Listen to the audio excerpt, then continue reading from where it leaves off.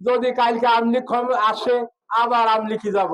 এখন তো আমলিকির কেউ নাই। আমলিকি সে মজিব কোর্ট আমার ঘরে আয়রন করা আছে, আমার আত্মীয়।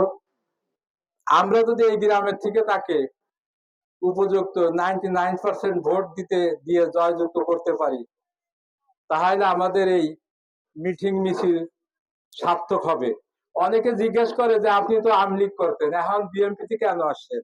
আমি কিন্তু মুসামিয়ার হাত ধরে ময়রার মাঠের থেকে আমলিকি যোগ দিই। এখন তো আমলিকির কেউ নাই। আমলিকি সে মজিব কোর্ট আমার ঘরে আয়রন করা আছে। যদি কালকে আমলিক আসে আবার আমলিকি যাব।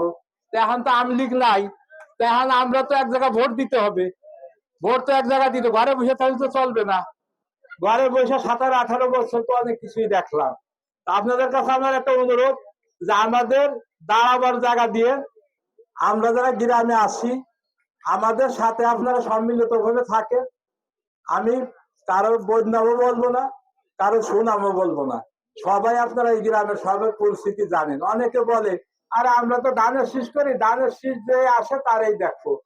আরে খালি ঘরে বসে দেখলেই তো হবে না, সেই সমস্ত নেতারা তো ফিল্ডে নামতে হবে। ফিল্ডে নেমে কর্তব্য বলতে হবে মানুষের।